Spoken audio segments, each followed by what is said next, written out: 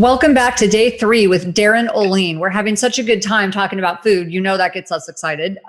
We love this idea. I've often said everything you put on the end of your fork matters because food is either medicine or it's poison, literally. And you, Darin, have spent your life, I don't know about your whole life, but you spent a significant portion of your life now studying the effects of food. And I love what you said about alchemy, combining how do certain combinations of foods really affect us and how they heal our bodies. And today we're going to talk about 5 simple fixes that will just make you healthy and fit.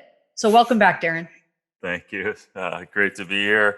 It's kind of ironic that we say it's simple. It is in terms of that, because I think we've gotten out of our instinctual way of living too. And so I try to break it down into a foundation that people can understand. One is this nutritional understanding that we don't have to buy into fads. We don't have to buy into that this is bad and that is bad all the time, and this carb phobia and this fat phobia and everything else. And so I just kind of make it very simple in the sense that eat a diversity of plants.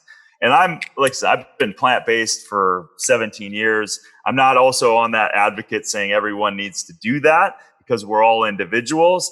However, I do believe that we need to eat more of the plant kingdom. And it really comes down to the diversification of those foods. It's so easy for us to just kind of eat the same kind of 10, 15, 20 foods every day. And we really have to break that kind of bad habit and get back to some of our ancestors were eating 300 different types of foods throughout the week. So they were naturally foraging and finding. And what that's doing is that's filling in the gaps of some of the nutrients that we need, from the minerals to the vitamins to the enzymes to the antioxidants to the polyphenols that are helping us protect from free radicals. So I just really make a case in the book for a whole healthy plant-based, focused way of eating with a diversity of foods, and colors are your best friend. So those diversity of colors, it's kind of that easy cheat where those colors are representing different polyphenols and different antioxidants. So you definitely, you can look at those bell peppers and you can see all the different kinds. Well, the red ones and the green ones have a huge amount, sometimes 5, 6, 7 times more vitamin C, for example, than the one next to it. So you really have to create diversity of eating. The other thing is I really start to talk about oxygenation from the standpoint of when you have an acid, well, there's a couple things and they all relate. There's alkalinization, where that is really the balance of acids and alkalis in our body. And that's really a way of saying health is really through voltage.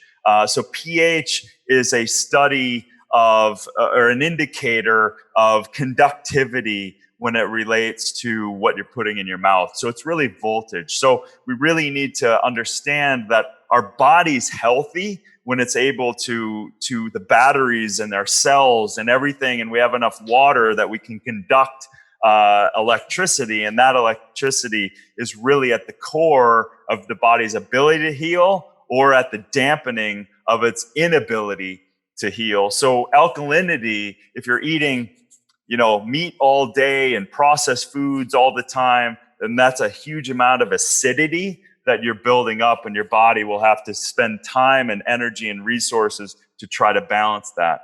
And then I go into oxygenation. The more your body's balanced from an acid alkaline perspective, the more your body's able and has the ability to receive more oxygen. So I also get into why that's important. High oxygen environment creates this terrain where it doesn't invite anaerobic bacteria and pathogens in it. So I get back to that essentially germ theory versus terrain theory, and that it really is your microenvironments will push out bad bacteria or viruses and tell them that this is not a healthy place for you to survive as a bacteria. So the more we take care of ourselves, the more the oxygen is raised in our body, the more we have balance in so many other systems. And then naturally, through all of those principles, there's a natural detoxification that happens. There's autophagy and senescence that naturally happens. You can definitely amp that up through fasting or intermittent fasting. But naturally, when you have these other balances in place, your body starts to kind of gobble up the garbage as senescence in your body. And then there's an incredible other pillar I talk about, and that's hydration. We talked about that in the episode. It's one of the most favorite episodes. We talked about the importance of water. And this is astonishing to me that nearly 10% of all Americans don't even drink an ounce of water a day. And when you realize that 90% plus of your central nervous system and your brain is water, well over that of your blood, and the overall body is 70% water, that when you're under this kind of duress from the lack of water, that you're suboptimal in your thinking process, your thought process, your ability to detox. Water is like, think of water as your greatest detox. Mm-hmm. It's going in and out of the cell. It's able to pull the garbage out and get it out of your body through your kidney and colon and things like that. So I'm really talking about these systems that people need to be aware of as they're kind of in this modern day world. And when these systems are in balance, you're in balance. And then again, when we're aware of all of that stuff, then you can really start bringing in some of the power foods and the superfoods as well to kind of amp up. And especially now, like the adaptogens to help stress. We're all dealing with a level of stress right now because of our society problems, and adaptogens are a great way to help improve the stress levels. One thing you said that I love, really helpful for me when I was first starting my journey into health. So many people think, well, as long as I'm putting food in my body, it's fuel. But I love what you said about making sure the environment is not friendly to microbes and germs and things that make you sick. And that was something that I learned. And my way of thinking about that helped me was when we were in Paris one time. There was a strike and there was trash on the street. They weren't picking up the trash, right? So all of a sudden you see critters coming out to get the trash.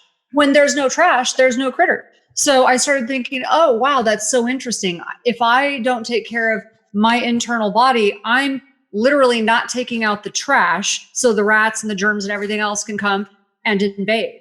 But I'm very vulnerable and very susceptible. So I've got to keep that environment ultra clean. I got to keep that trash picked up and that detox system working really well. And you can only do that if you're doing the right things to support it.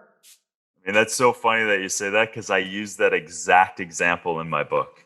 Yeah. So the trash example, like exactly what you just said, and that's if we are lacking the ability to take out that trash, then what has to show up as a part of this natural ecosystem?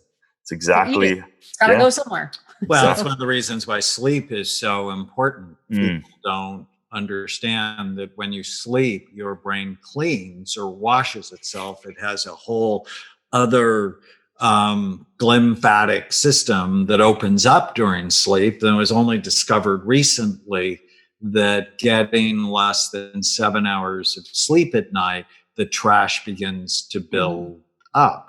And we, at our clinics, we have 8, soon to be 9 clinics around the country.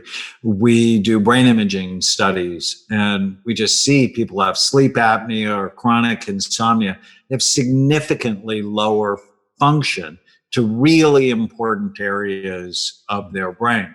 And so just the pillars that, we totally agree on, eating right, exercise, you just mentioned in passing sunlight, but the dermatologists won. They made us afraid of the sun. And now 80% of the population is low in vitamin D. And if you're low in vitamin D, you're more susceptible to die from COVID-19. Yeah. And, vitamin D is low vitamin D is a universal risk factor for so many different things, including cancer. So getting these foundational strategies, and none of it is hard. Being sick is hard. Having Um, cancer is hard. Having cancer is hard. Well, when we come back, we're going to spend our final session with Darin actually answering your questions. I love this. We have a group of questions that we'll have Darin help us with. His book is SuperLife. Down to Earth is his new Netflix show. We are grateful to Darin so that we could introduce him to our Brain Warrior audience. So what did you learn? Write it down. Post it on any of your social media sites. Write it down. Take a picture. Post it. Share it. Hashtag Brain Warriors Way podcast. We would be so grateful. Leave us a comment, question, or review. We'll enter you into a drawing to win either the Relentless Courage or the Scared Child or my new book, The End of Mental Illness. Stay with us. If you're enjoying the Brain Warriors Way podcast, please don't forget to subscribe so you'll always know when there's a new episode. And while you're at it, feel free to give us a review or 5-star rating, as that helps others find the podcast. If you're considering coming to Amen Clinics or trying some of the brain healthy supplements from BrainMD, you can use the code podcast10 to get a 10% discount on a full evaluation at amenclinics.com or a 10% discount on all supplements at brainmdhealth.com. For more information, give us a call at 855-978-1363.